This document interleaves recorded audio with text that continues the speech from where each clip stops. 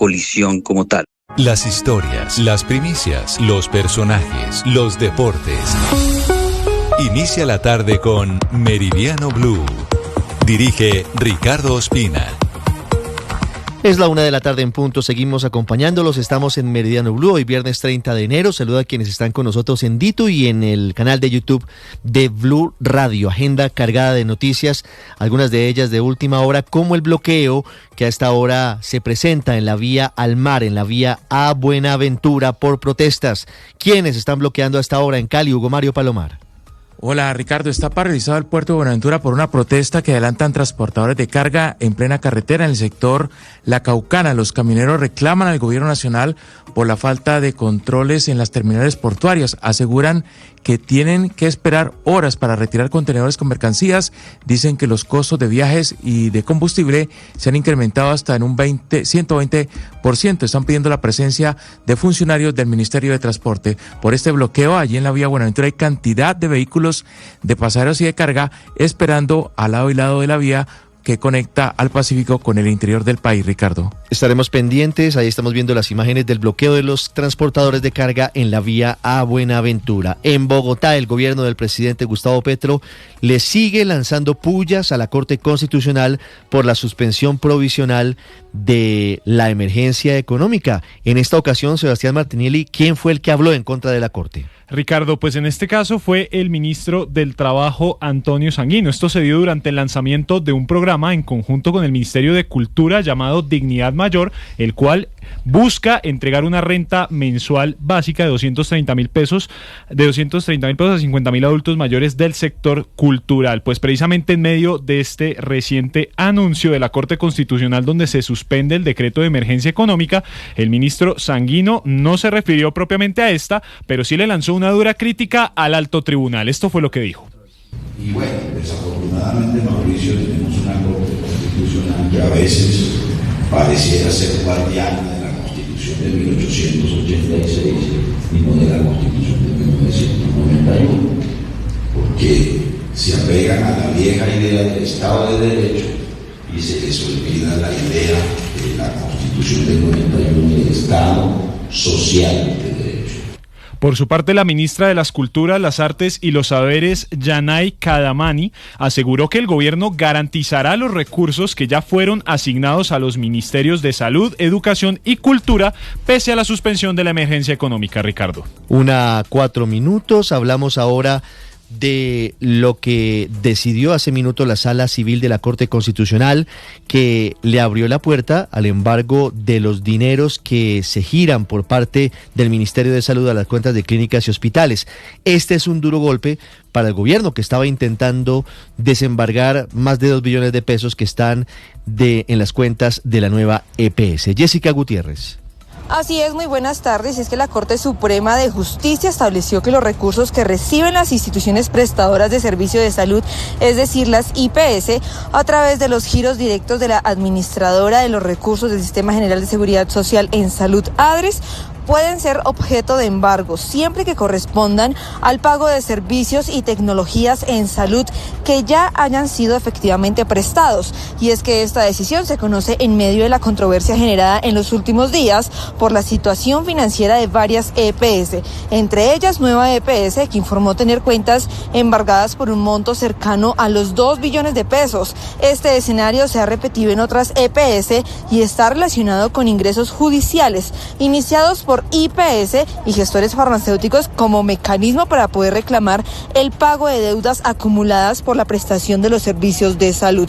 Pues recordemos también que en este mismo contexto el ministro de Salud, Guillermo Alfonso Jaramillo, había señalado recientemente que los recursos destinados a la salud no podían ser embargados y había solicitado la liberación de estos fondos al considerar que la normatividad vigente establecía su protección. 1:05. Esta tarde de nuevo se prevén lluvias en el Valle de Aburrá y hay máxima alerta por las emergencias que se vienen presentando en algunas zonas de Medellín. Héctor Santamaría, ¿qué dicen los expertos sobre lo que está pasando con la alta pluviosidad en el Valle de Aburrá y las emergencias que se vienen reportando en los últimos días? Pues Ricardo, con las buenas tardes. Un estudio especialmente de las universidades Medellín Nacional y la EIA reveló que hay puntos críticos en 4 municipios, especialmente el sur del Valle Burrá. Hablamos de Sabaneta, Envigado, La Estrella y parte de Medellín, y sobre todo donde ocurrió esta emergencia en días pasados, donde solamente bastaron 44 minutos para causar inundaciones en vías, daños, caída de árboles, y donde inclusive hay alerta a esta hora de los organismos de socorro, porque Ricardo, se prevé que lluvias similares pasen hoy en horas de la tarde. Esto dijo el alcalde Federico Gutiérrez. Podemos tener varios eventos de esto, especialmente en el centro de la ciudad y en el corregimiento, especialmente de Santa Elena. Hacia el final de la tarde se puedan registrar lluvias parecidas a las del miércoles. Y no solamente está en alerta Medellín, sino también municipios como Bello, Copacabana y el municipio de Barbosa, donde también se identificó en este estudio, Ricardo, que llueve intensamente, especialmente entre las 3 de la tarde y las 6 de la tarde. La noticia del momento en Blue Radio. Mucha atención, unas 7, hay noticia desde la Junta Directiva del Banco de la República. Estaba previsto, por cuenta del aumento del salario mínimo del 24%, el emisor, atención, anuncia un muy fuerte incremento en las tasas de interés. Felipe García. Hola Ricardo, sí señor, lo acaba de anunciar el gerente del Banco de la República, Leonardo Villar. Suben entonces las tasas de interés 100 puntos básicos, es decir, de 9,25% pasan a 10,25%, teniendo en cuenta, dice el gerente del emisor, factores como la inflación principalmente. Escuchemos lo que está diciendo a esta hora, leyendo el comunicado de la Junta Directiva del Banco de la República. 6% observado en 2024. Esto obedece principalmente al significativo crecimiento de las importaciones impulsadas por el fuerte dinamismo de la demanda interna, frente a un crecimiento leve de las exportaciones en un contexto de cambio en la matriz exportadora, con una disminución de las exportaciones mineroenergéticas y un aumento de las exportaciones manufactureras, agropecuarias y de servicios. La incertidumbre sobre las condiciones externas continúa siendo elevada en vista de los riesgos asociados a un escalamiento de los conflictos comerciales, las medidas migratorias en los Estados Unidos, los conflictos geopolíticos y la percepción de riesgo soberano de Colombia. La decisión adoptada por la mayoría de los miembros de la Junta Directiva está encaminada a que la inflación retome una senda decreciente. Las decisiones futuras dependerán de la nueva información disponible. Hasta aquí el comunicado. Muchas gracias. 8 minutos. Noticia urgente a esta hora desde el Banco de la República. Repetimos, aumento drástico, aumento en 100 puntos básicos en las tasas de interés en Colombia, que pasan del 9,25% al 10,25%. Felipe, ahí lo explicaba en el comunicado el gerente del Banco de la República, Leonardo Villar, el motivo de esta decisión que acaba de tomar por mayoría la Junta Directiva del emisor. Factores como la inflación, Ricardo, teniendo en cuenta también lo que pasó con el salario mínimo, ese aumento del 23,7%, y sobre todo factores externos, es lo que explica el gerente del emisor, Leonardo Villar, en esta decisión de tasas de interés. 100 puntos básicos es un golpe muy duro. El mercado, Ricardo, estaba esperando apenas 50 puntos básicos. Esta es la primera reunión de la Junta Directiva del Banco de la República del año. En febrero no hay decisión de tasas, y lo que significa esto es que el Banco de la República está buscando enfriar la economía, teniendo en cuenta este factor, sobre todo del salario mínimo, con ese impulso que le da el gobierno del presidente Gustavo Petro a los trabajadores y a la gente del común para comprar, pues se empieza a disparar la inflación en varios sectores, y esa es la estrategia, como el medio del Banco de la República, para detener un poquito esa inflación y que pare el crecimiento. Freno de mano a la inflación de la Junta del Banco de la República con el aumento en 100 puntos básicos de las tasas de interés. Habla a esta hora, luego de terminada la Junta, el ministro de Hacienda, Germán Ávila. Aminorar los impactos redistributivos de las medidas que ha venido adoptando el gobierno, principalmente en relación con el incremento del salario mínimo legal vigente para el año 2026. Esta decisión la tomó el gobierno con el claro propósito de cerrar las brechas existentes entre los ingresos de los trabajadores que tienen el salario mínimo, cerrar la brecha con el mínimo vital de subsistencia que la OIT estableció para Colombia. En la misma dirección se adoptaron medidas de emergencia que son ya bien conocidas por todos y a los cuales me referiré en un momento. Medidas económicas que van a ser también acompañadas de otras que continuaremos tomando. 1:11. El gobierno anuncia más medidas económicas, además de la emergencia que ha sido suspendida en la Corte. ¿Cómo quedó la votación en la Junta Directiva del Banco de la República, Felipe, a propósito de este incremento en 100 puntos básicos, repetimos, en las tasas de interés? No fue unánime, 4 codirectores votaron a favor de los 100 puntos básicos, 2 por una reducción de 50 puntos básicos, es decir, que redujeran la tasa de interés, y 1 votó por mantenerla inalterada. 2 votaron por bajarlas. 2 bajaron por votarlas. Reducción. Puntos básicos, no aumento, sino reducción. No aumento, sino reducción. Uno supondría que uno es el ministro de Hacienda, Germán Ávila, que tiene asiento en la Junta. Efectivamente. Y eventualmente la otra podría ser Laura Moisá, que fue postulada por el presidente Gustavo Petro. La más reciente. Y se acerca mucho a su postura ideológica en torno a lo que significa la economía. 1:12, noticia del momento, repetimos, el Banco de la República incrementa en 100 puntos básicos las tasas de interés, Felipe, para finalizar.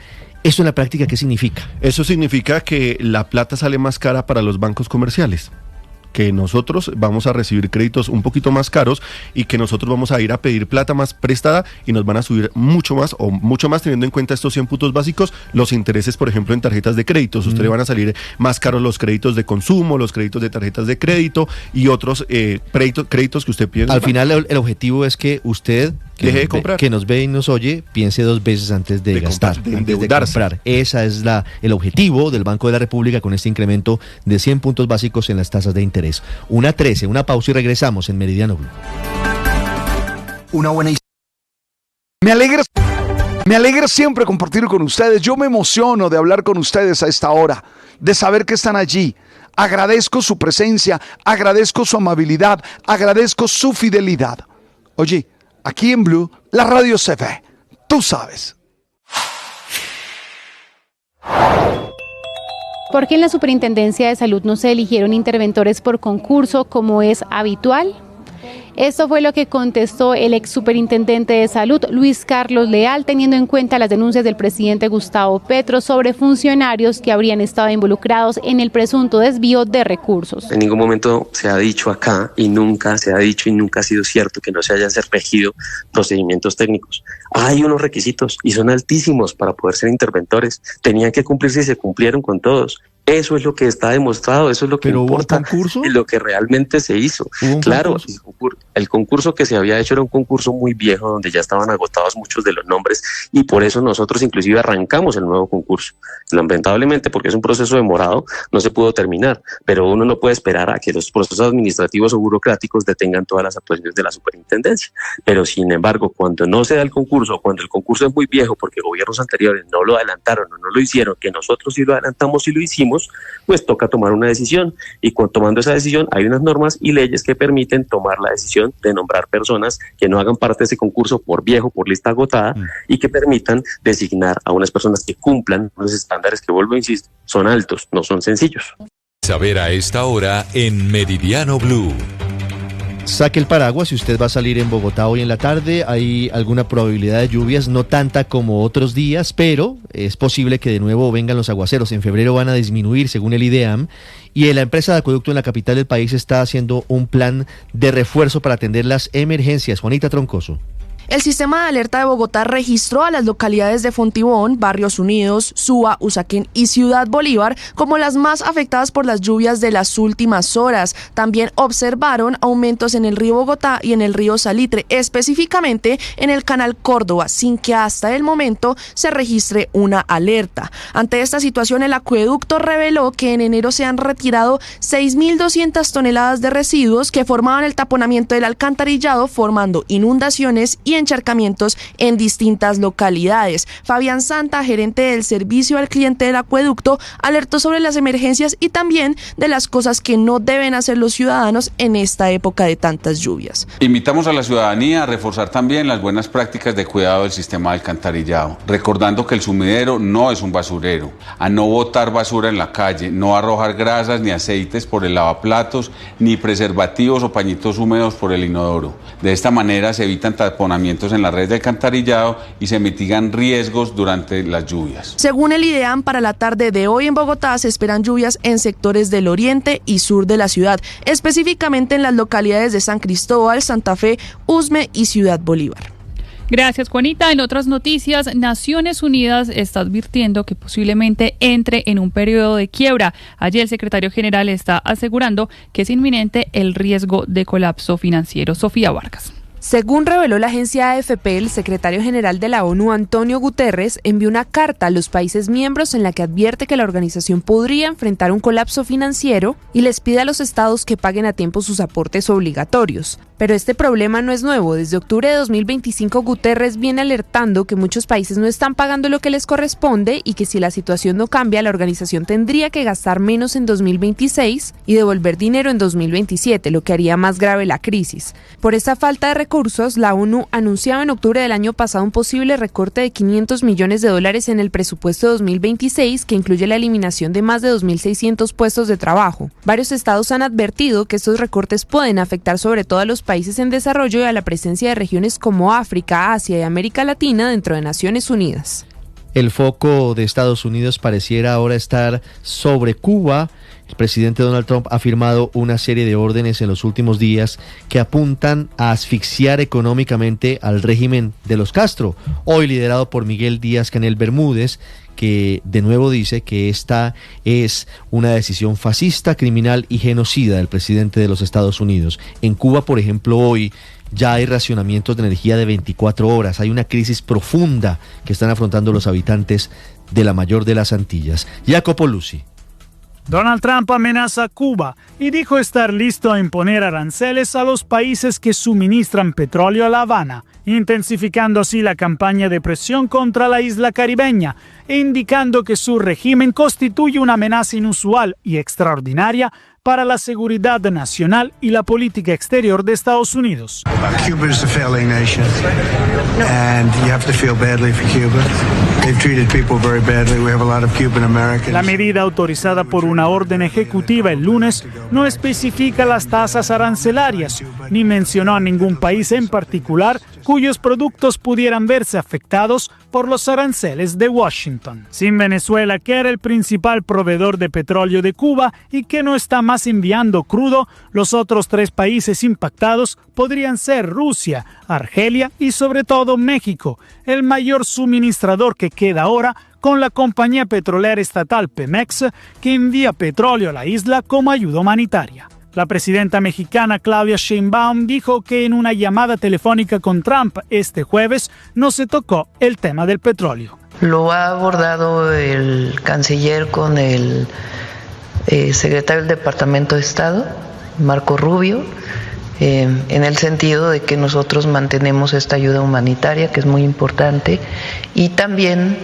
que México puede funcionar como un país para entablar cualquier tipo de conversación entre Estados Unidos y Cuba. Al mismo tiempo, México canceló su último envío programado para este mes debido a la presión de Estados Unidos. Según una estimación citada por el Financial Times, a Cuba le quedan solo entre 15 y 20 días de reservas de petróleo. La Casa Blanca dijo que el presidente podría modificar la orden si Cuba o los otros países afectados tomen medidas significativas para alinearse con la política exterior estadounidense. El presidente de Cuba, Miguel Díaz-Canel, afirmó este viernes que la nueva medida de Washington evidencia la naturaleza fascista, criminal y genocida de una camarilla. 1:20 minutos, hay varias noticias en desarrollo. Ya les voy a contar qué está diciendo el ministro de Hacienda sobre la reducción en el precio de la gasolina a partir del 1 de febrero. Hay noticia de luto para el cine. Murió don Octavio Sazo Catherine O'Hara a los 71 años de edad. Catherine O'Hara es la actriz que en la saga de Mi Pobre Angelito es la mamá de Kevin. Correcto. Murió a los 71 años de edad. Y en deportes, el abrebocas, ¿qué tenemos, Octa? Y en deportes, Richie, vamos a hablar con las buenas tardes de lo que ha sucedido en el sorteo de la Liga de Campeones de Europa y de la UEFA Europa League. Hablaremos de los equipos de los clubes con jugadores colombianos, del Real Madrid, porque va a volver a enfrentar al Benfica de Mourinho, todo lo que va a suceder. También hablaremos del arranque de este fin de semana. Estamos atentos también a la selección Colombia de béisbol, que va a jugar el Clásico Mundial, porque empieza a definir a sus jugadores. Así que todos los detalles en minutos acá en Los Deportes en Meridiano Blue.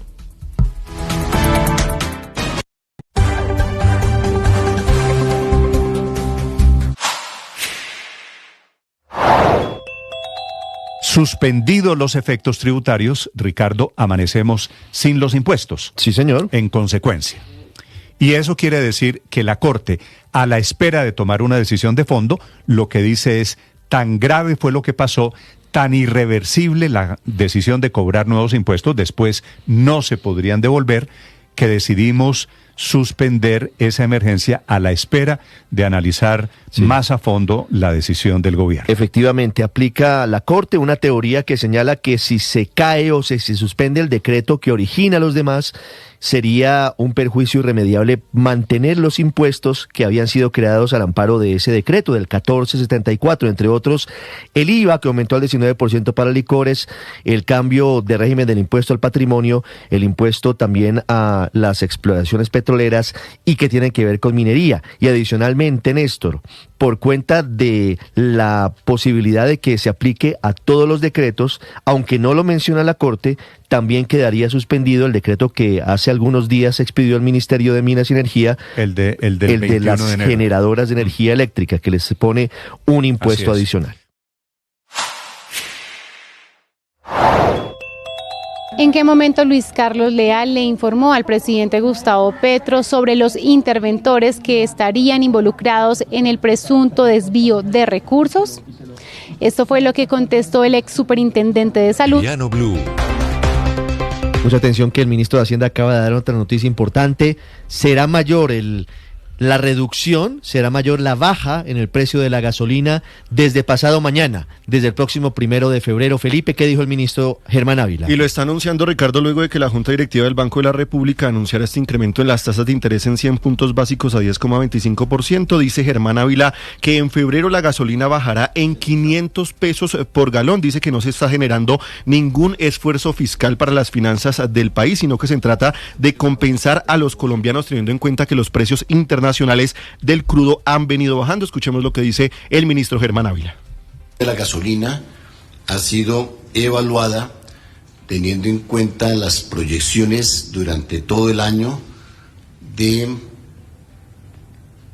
el impacto que se va a tener en el Fondo de Estabilización, producto de los mayores precios que actualmente tenemos en el valor de la gasolina, una reducción del precio internacional y una tasa de cambio también en donde estamos siendo favorecidos con la apreciación que se está presentando. En esas circunstancias se estimó el valor que podía establecerse para llegar a un equilibrio cero al final del año entre el superávit que se genera en materia de precio de la gasolina y la compensación con el diésel, aplicando una reducción en la gasolina que nos llevara a un saldo cero a final del año 2026. Es decir, estas decisiones de reducción en el precio de la gasolina, que no es la única, van a haber más reducciones, están estimadas y calculadas en función de que el saldo final del FEPEC quede en ceros al terminar el año. Es decir, aquí no estamos generando ningún esfuerzo fiscal adicional, sino al contrario, estamos compensándole a la sociedad A partir de febrero, entonces, bajarían 500 pesos en el precio del galón de gasolina, dice el ministro Germán Ávila, que esta reducción es posible gracias al avance en el Fondo de Estabilización de Precios de los Combustibles hacia un equilibrio financiero y la focalización de los subsidios, la corrección de distorsiones históricas y el fortalecimiento de la transparencia de la formación de los precios de los combustibles en Colombia. Felipe, gracias. Y mientras el gobierno ya está anticipando nuevas medidas económicas, la Sala Plena de la Corte Constitucional está comunicando que ya va a revisar decreto a decreto que hacen parte de toda esa gran emergencia económica para definir si los mantiene suspendidos de fondo o no, o se reactiva la medida. Sergio Barbosa. Valentina, buenas tardes. Así, lo que sigue en la Corte Constitucional tras esta decisión que tomó el Alto Tribunal en las últimas horas de suspender provisionalmente los decretos de la emergencia económica es que el magistrado ponente Carlos Camargo deberá redactar una ponencia, un proyecto de fallo sobre si la emergencia económica es declarada o no inexequible. Y es que precisamente aquí en Blue Radio hablamos con varios abogados constitucionalistas quienes nos dicen que lo que pasó ayer en la Corte pues da luces de cuál podría ser la decisión final sobre este decreto expedido por el gobierno del presidente Gustavo Petro. Juan Manuel Charri, por ejemplo, dice que la Corte eventualmente podría tardarse de 2 a 3 meses para tomar una decisión de fondo sobre la emergencia económica. La diferencia consiste en que no generan efectos mientras se adelanta el procedimiento, que es un procedimiento expedito que debe durar alrededor de 3 meses, algo más, algo menos, y se tomarán decisiones definitivas, bien sea declarando la inconstitucionalidad o no de los decretos en cada uno de los procesos. Sobre la emergencia económica, la Corte Constitucional pues se espera que sigan llegando conceptos que resultan clave para ese examen de constitucionalidad, como por ejemplo el del Procurador General. Sergio, allí estaremos pendientes entonces de esas decisiones de fondo de la Corte Constitucional. Entre tanto, quienes reaccionaron y muchos celebraron fueron los gobernadores que estaban reclamando suspender esta medida económica teniendo en cuenta las graves afectaciones que les generaría para cada uno de sus departamentos, en especial en las ventas del licor y del tabaco. Juan Andrés Beltrán. Buenas tardes. Los gobernadores de 3 departamentos del país calificaron la suspensión provisional de la emergencia económica y sus impuestos derivados por cuenta de la Corte Constitucional como un triunfo de la independencia de poderes. Adriana Matiz es la gobernadora del Tolima. Era un raponazo a los recursos de las entidades territoriales, o mejor, un asalto centralista a los recursos de las entidades, pues sin duda alguna acá lo que celebramos y lo que se mantiene es la salvaguarda de la Constitución. Dirian Francisca Toro, gobernadora del Valle, advierte que los impuestos de la emergencia atacaban directamente las utilidades de las industrias en sus territorios, impactando directamente los recursos para el desarrollo territorial. Y muy oportuna porque esto nos iba a generar unos impactos muy negativos en nuestros territorios, sobre todo en lo que tiene que ver con la salud, para el pago de régimen subsidiado. El gobernador de Antioquia, Andrés Rendón, explicó que en su departamento los tributos de licores y otros excedentes generan más de 1 billón de pesos al año. Estas disposiciones tributarias de último año de Petro, pasándose por la faja del Congreso, no tenían una pretensión distinta que zarparle los recursos que iban destinados a estos sectores en favor de las poblaciones más humildes, para ellos hacer caja con ellos en el gobierno nacional. Y mientras la Corte estudia de fondo la decisión, los gobernadores esperan que los magistrados del Alto Tribunal abran un espacio para escucharlos y así exponerles la radiografía económica y relevancia de los recursos para sus territorios. 1:29, hay que decir que algunos de los artífices de esta suspensión de la emergencia económica son los partidos políticos de oposición, don Andrés Carmona, que habían radicado ante la Corte Constitucional memoriales sustentando por qué consideraban que debía adelantarse lo que al final la Corte aceptó. Así es, Ricardo, y no solo memoriales, sino impulsaron el debate de control político en la plenaria del Senado de la República en contra de este decreto. Escuchemos lo que dice una de las demandantes, la senadora por el Centro Democrático y precandidata presidencial, Paloma Valencia. Es evidente que cuando el Congreso de la República le rechaza una reforma tributaria, el presidente no tiene facultades para expedirla. Menos aún existe un hecho imprevisto que hubiera justificado la metida a los bolsillos de los colombianos como lo pretendía el presidente. La Corte Constitucional nuevamente... Escuchemos también al presidente del Partido Conservador, Efraín Cepeda. Que le metía la mano al bolsillo a los colombianos, que propiciaba el contrabando y que golpeaba las finanzas de los entes territoriales. Lo habíamos advertido en el debate del día 27 Aquí no hay hechos sobrevinientes. Aquí hay que defender la separación. Y desde los sectores de centro, pero también opositores a este gobierno, el ex senador y candidato al Senado, Jorge Enrique Robledo. Gran valor y acierto la decisión de la Corte Constitucional de suspender la reforma tributaria que quiere imponer Gustavo Petro. Porque está establecido en Colombia que las reformas tributarias debe hacerlas el Congreso. Es más, esta reforma que está imponiendo Petro ya la hundió el Congreso el semestre pasado. Entonces lo que hace la Corte Constitucional es lo que es correcto. Desde los sectores políticos le insisten al gobierno nacional que no puede pasarse por encima del legislativo intentando imponer nuevos impuestos, Ricardo. 1:31, los gremios económicos coincidieron en destacar la suspensión provisional de la emergencia económica que ordenó la Corte Constitucional. Felipe, regreso con usted. Gremios y analistas económicos coinciden en que la decisión de suspender el decreto de emergencia económica frena la creación de impuestos por vía excepcional y obliga al gobierno a buscar un ajuste directo del gasto público en lugar de reemplazar ingresos mediante decretos tributarios. Según el presidente de la ANDI, Bruce McMaster, la ruta correcta ahora es recortar presupuesto teniendo en cuenta que la norma obliga al gobierno a ajustar el gasto y no a imponer cargas financieras extraordinarias. Para él, la decisión de la Corte pone límites a lo que llamó estrategias de calendario para activar decretos en momentos de menor control institucional. Es que el Estatuto Orgánico de Presupuesto dice que cuando no se aprueba una ley de financiamiento, lo que le corresponde al gobierno es ajustar el presupuesto. El presupuesto de Colombia es en términos reales, no nominales, hoy en día el más alto de la historia de nuestro país. Para el exdirector de Fedesarrollo, Luis Fernando Mejía, la suspensión es razonable y prudente teniendo en cuenta que no se evidenciaba un hecho económico nuevo e imprevisible que justificara la emergencia y alertó sobre el riesgo de aplicar impuestos indirectos que luego no puedan devolverse si el decreto es declarado inexequible. A su juicio, la suspensión evita impactos económicos irreversibles mientras se toma una decisión de fondo. Por el otro lado, Jaime Alberto Cabal, presidente de FENALCO, describió la determinación como histórica y señaló que evita la consolidación de efectos fiscales difíciles de revertir. Desde FENALCO destacamos la valerosa decisión de la Corte Constitucional de suspender el decreto de la emergencia económica, una emergencia económica que carece de fundamento técnico y económico. El dirigente pidió al gobierno una salida institucional basada en racionalizar el gasto, fortalecer la planeación y evitar trasladar a empresas y consumidores los costos de desequilibrios fiscales.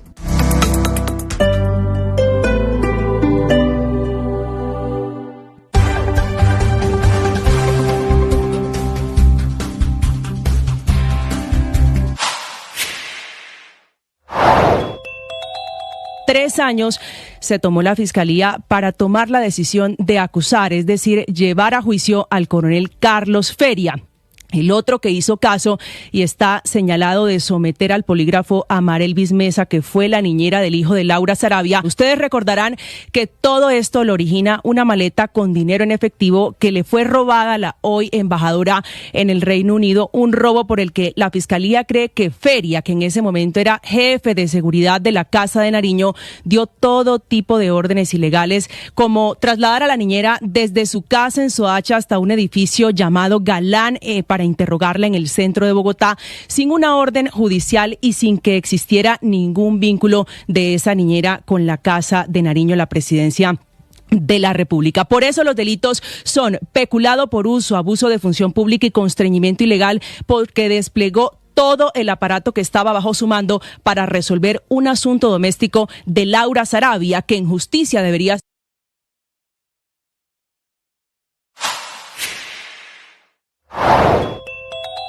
3 años se tomó la Fiscalía para tomar la decisión de acusar, es decir, llevar a juicio al coronel Carlos Feria.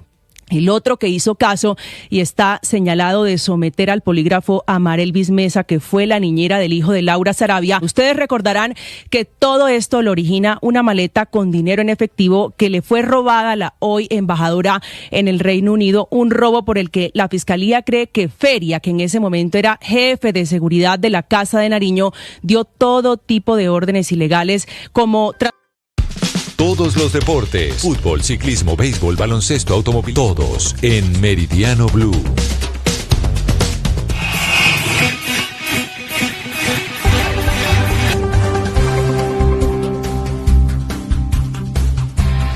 Y empezamos hablando de la Liga de Campeones de Europa. Hoy se sortearon los equipos que van a jugar los playoffs de los octavos de final. Recuerden ustedes que 8 equipos clasificaron de manera directa a la próxima ronda y se van a jugar unos playoffs para luego entrar a disputar con esos equipos. Por ejemplo, el Arsenal, que quedó en el primer lugar en esa división de la Champions, o el Barcelona, por ejemplo. Como sabíamos, había quedado afuera el Real Madrid, esos 8 primeros. Hoy se hizo el sorteo, van a jugar, atención, ahí lo vamos a ver en pantalla en nuestro canal de YouTube. Mónaco frente al PSG, duelo francés. Karabakh frente al Newcastle. Galatasaray, el equipo de Davinson Sánchez, frente al equipo de Cabal, la Juventus. Brujas de Bélgica frente al Atlético de Madrid. El Benfica de Mourinho, que terminó ganándole al Real Madrid y lo sacó de los 8, va a volver a enfrentarlo ahora en esta ronda. El Bodo Glimt frente al Inter, el Borussia Dortmund Atalanta, Olympiacos frente al Bayer Leverkusen. Son los partidos de la Champions. Mientras tanto, en la Europa League también se definieron los sorteos que van a tener los equipos para ir a este playoff, y van a jugar el Ludogorets frente al Ferencváros, el Celtic frente al Stuttgart, Panathinaikos, Victoria Pilsen, el Fenerbahce de John Javier Durán jugará frente al Nottingham Forest, uno de los equipos poderosos de la competencia, el Dinamo Zagreb frente al Genk, el Brandt frente al Bologna del Lukumi, así que atentos también, el PAOK Salónica frente al Celta y el Lille frente a la Estrella Roja de Belgrado. Antes de meternos con lo que van a ser los partidos del día de hoy, recuerden que no se va a jugar el duelo entre Junior y Atlético Nacional. Ricardo, le quiero preguntar si le gusta la camiseta de Brasil que van a utilizar en la Copa del Mundo. Ya se filtró la camiseta de Brasil. No la he visto. Ahí la vamos a ver en nuestra pantalla, en el canal de YouTube. Esa va a ser la del local, la amarilla con Pero es que no verde. Cambia mucho. Brasil es lo mismo desde hace 60 años. El cuello no cambia mucho. La que cambia es la siguiente, la visitante. Un poquito más oscuro el azul. Que además va a tener la marca de Michael Jordan. Ahí la vi. Tener la marca sí, ahí la vi. Al lado derecho. Exactamente. Esas serán las camisetas que van a utilizar en la Copa del Mundo la selección brasilera. Así que ya se filtraron esas camisetas. Atención que en un momento va a empezar la jornada en Europa, 2:45, Lazio Genoa, Español Deportivo Alavés, Bolonia Wolfsburgo, el Lens frente al Le Havre, y esta noche habrá jornada de fútbol en México. Puebla Toluca, Pumas Santos Laguna, Juárez Cruz Azul, en un fin de semana en el que por supuesto también estaremos atentos a todo lo que va a ocurrir en el fútbol europeo y también por supuesto a todo lo que va a ocurrir en el torneo de apertura del fútbol colombiano, que comenzará mañana a las 4 de la tarde con el duelo entre Cúcuta y Fortaleza. Así que cada detalle, atentos a todo eso acá en los deportes en Meridiano Blue.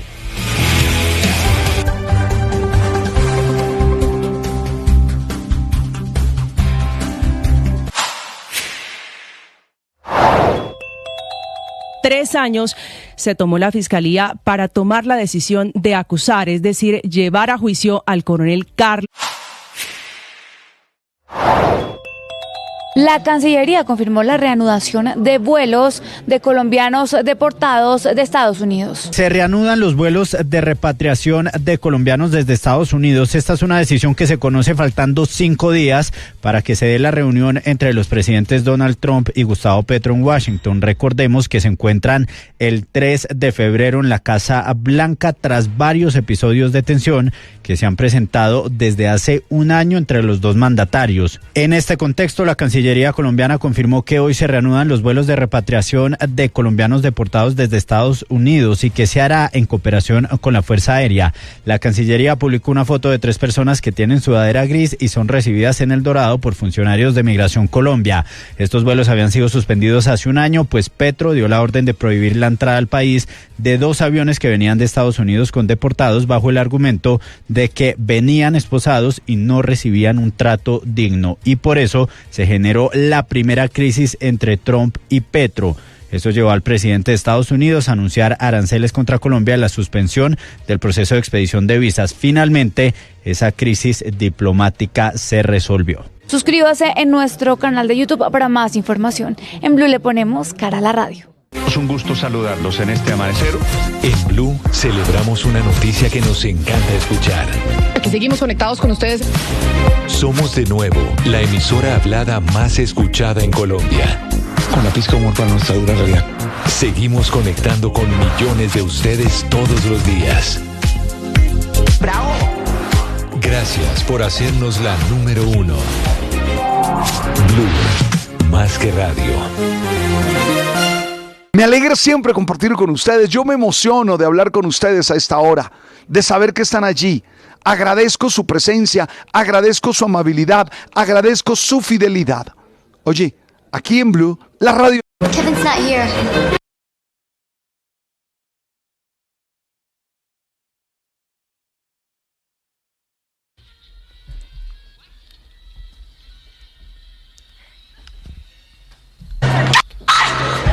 ¡Kevin! 1:40 murió la mujer protagonista y responsable de este grito icónico en la historia del cine.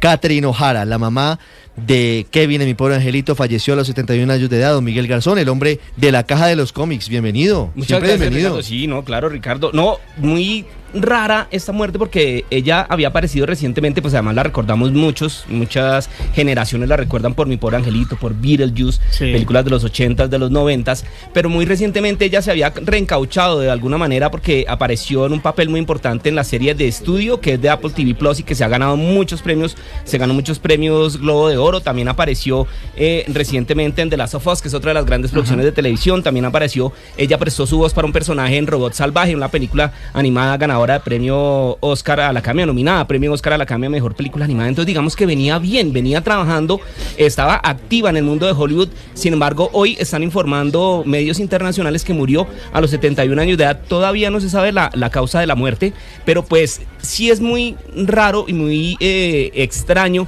que una mujer que venía como tan activa, no se sabe si de pronto tenía alguna enfermedad preexistente, Octavio, pero pues la recordamos. Usted se acuerda, me imagino, de Mi Pobre Angelito. ¿Usted sí la vio? No, pero por supuesto. Y de Beetlejuice y de todas las películas. ¿Quién no ha visto? Sí. Hay nuevas generaciones, Ricardo. Hay muy y poca gente que no ha visto. Que no han visto. Pero- Salima, ¿usted ha visto? No vamos a individualizar. No, yo estoy preguntando.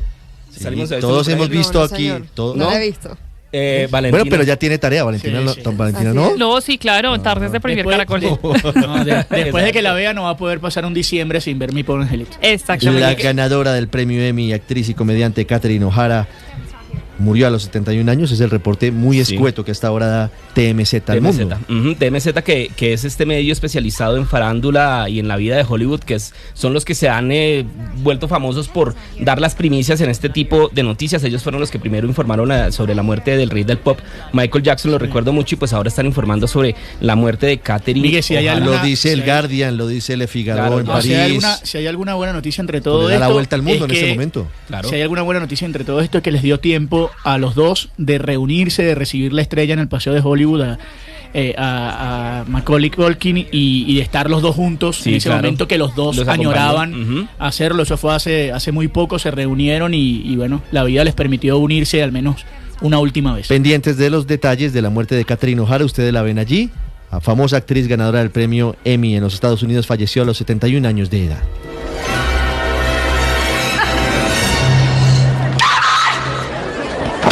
En tu éxito.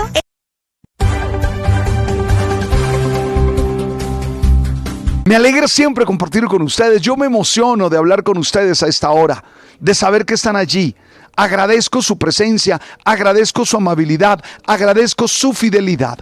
Oye, aquí en Blue, la radio se ve. Tú sabes.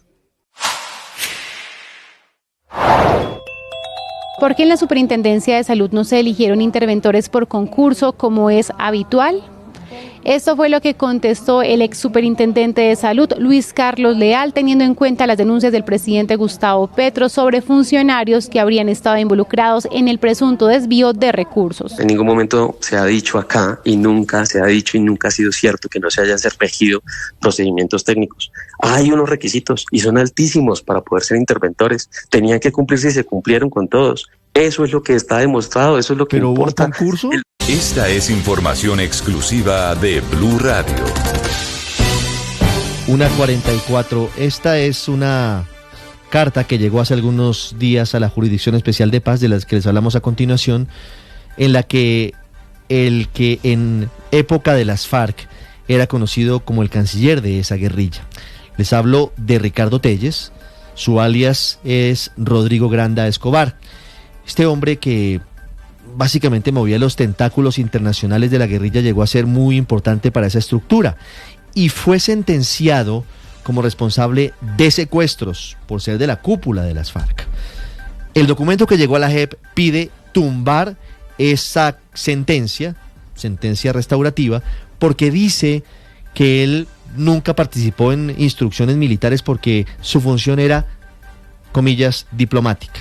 Además de eso, dice que su captura en Caracas hace más de 24 años fue un secuestro. Recuerden ustedes cuando fue detenido por la DIJÍN en un operativo y luego fue traído a territorio colombiano. Salima Feris. Así es, Ricardo. En Blue Radio conocimos el recurso de apelación presentado por la defensa de Rodrigo Granda, conocido como el canciller de las FARC, con el que busca que la Sala de Apelaciones de la JEP revoque la sentencia que lo declaró autor de crímenes de guerra y de lesa humanidad.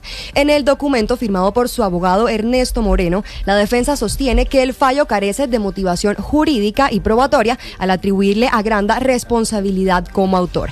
El recurso de la defensa señala una contradicción en la sentencia. Aunque reconoce que Granda no tenía subordinados bajo su mando, la JEP concluyó que sí tuvo incidencia directa en la política de secuestro. Para la defensa no existe prueba que demuestre cómo, cuándo o dónde Granda habría ordenado o facilitado estos crímenes.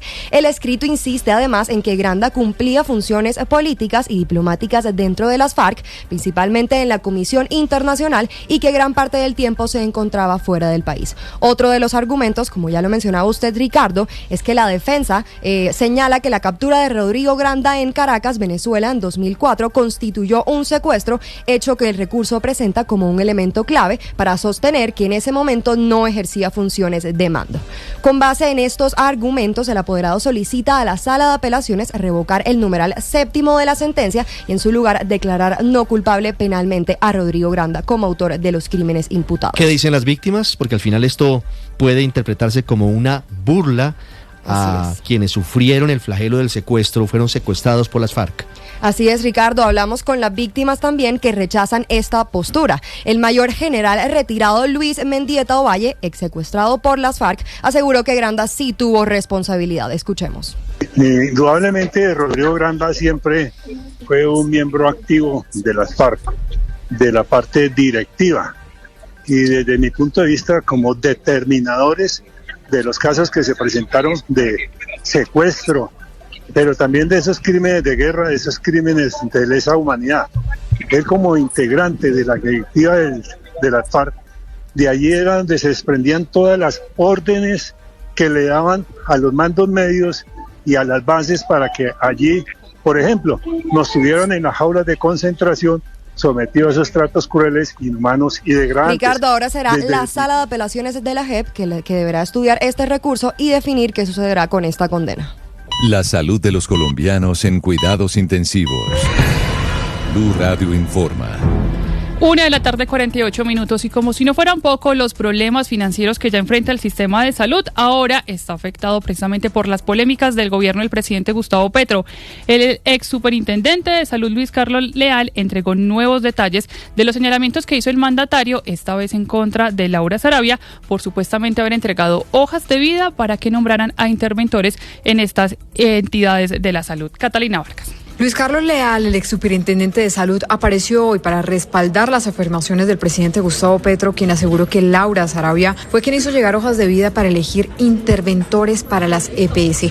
Leal ratificó cada punto y precisó, según él, quién le entregó los nombres de los posibles interventores. Jaime Ramírez Cobo, su asesor, era la persona que daba estas comunicaciones diciendo que era orden directa del señor presidente de la República y que ya tenía y ya contaba con el aval de la entonces directora del DAPRE, Laura Sarabia. Asimismo, aseguró que fue tiempo después cuando evidenció que esas órdenes sobre las hojas de vida no venían del presidente Gustavo Petro. En diálogo con Noticias Caracol en vivo, Lina Sandoval, abogada de Laura Sarabia, respondió a estos señalamientos asegurando que se trata de una campaña de desprestigio contra la diplomática. Ustedes saben cómo es la embajadora de meticulosa, ella todo lo documenta, ella de todo tiene trazabilidad. Los servidores públicos que son juiciosos, pues son los que se encargan siempre de tener una trazabilidad de todas sus actuaciones. Y esto es importante porque la Fiscalía ya tiene registros de unos chats y unas comunicaciones del 30 de octubre del 2024 donde queda claro que ella, digamos, no tiene ninguna intervención en el tema de la designación de esos interventores. Frente a la reiteración de que se escuche en declaración al presidente Gustavo Petro, la abogada señala que con eso buscan que se entregue más detalles sobre sus afirmaciones. En el Valle del Cauca, la gobernadora Dilian Francisca Toro le pidió al ministro de Salud que se dedique a mejorar la crisis y no a criticar a quienes él considera sus contendientes, sus opositores políticos. Estefanía Toledo en Cali. Pues Ricardo, la gobernadora del Valle, Dilian Francisca Toro, se pronunció sobre las declaraciones que hizo el ministro de Salud, Guillermo Alfonso Jaramillo, aquí en Cali, en las que la señalaba como responsable de hundir en 2 oportunidades la reforma a la salud y cómo estas decisiones influyeron directamente en la actual crisis financiera del sistema. La mandataria vallecaucana aseguró que el hundimiento de la reforma fue una decisión independiente del Congreso y que los problemas son responsabilidad del gobierno nacional. Pero yo no sé el por qué dice eso, es que yo lo único que hago es gobernar y defender los intereses de los vallecaucanos y trabajar por los vallecaucanos, eso es lo que yo hago. Yo no me meto en peleas ideológicas y esas son decisiones del Congreso que son independientes, que no tienen nada que ver con la gobernación ni tienen nada que ver conmigo, son opiniones de los congresistas. Yo creo que uno en esto no puede estar echando culpas a otro cuando las culpas son de ellos. La gobernadora reiteró que el gobierno nacional es quien debe responder por las deudas de las EPS intervenidas y que mientras esto no se reconoce y esta realidad no se reconoce, los pacientes siguen viviendo barreras de atención. Ricardo y Valentina. Estefanía, y en Barranquilla un niño de tan solo 15 años lleva 3 meses esperando a que la nueva EPS le autorice una cirugía porque tiene un clavo en el brazo. No se lo han podido retirar por falta de ese permiso. Obviamente su salud se está complicando, Vanessa. Valentina, es muy lamentable la historia de este niño que en septiembre pasado sufrió un accidente cuando estaba en el colegio. Lo llevaron a una clínica de Barranquilla y allí lo atendieron con el recurso del seguro médico estudiantil. Debido a que fue una fractura tanto en el hueso cúbito y en el radio, esto requirió una operación y además que le colocaran un clavo. Servicios que tienen un alto costo. Por esto se terminó agotando el recurso que estaba en el seguro médico estudiantil y lo que le dijeron a la familia era que la nueva EPS tenía que continuar con la prestación del servicio y en este caso autorizar ahora el retiro del clavo, aunque esto debió ser a finales del mes de octubre, es la hora y todavía no le han hecho la cirugía. Esto es lo que dice Catherine Pérez, la madre del niño. La EPS no dice nada, es un silencio administrativo, o sea, cada vez que yo voy y a ver qué respuesta me tienen. Me dicen, lo preocupante es que la salud del adolescente se está deteriorando porque incluso ya estaría presentando malformaciones en el brazo donde tiene la lesión, lo que podría generar secuelas permanentes si no se interviene oportunamente. Perdón.